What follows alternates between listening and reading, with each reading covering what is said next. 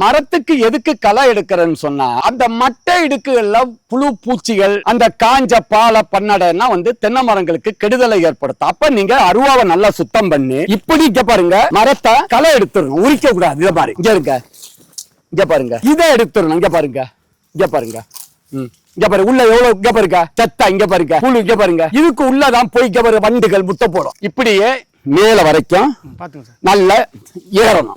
ஒரு ஏணி இங்க இருக்கிற பண்ணாடைனா தொங்குறத மட்டும் தான் எடுக்கணும். இங்க பாரு, இத மாதிரி சும்மா இதை உரிக்க கூடாது, ஃபுல்லா இந்த தொங்குறத மட்டும் தான் எடுக்கணும். எடுத்துட்டோமா, எடுத்துக்கிட்டு இங்க பாரு சைடு வாழ மேல வரைக்கும்.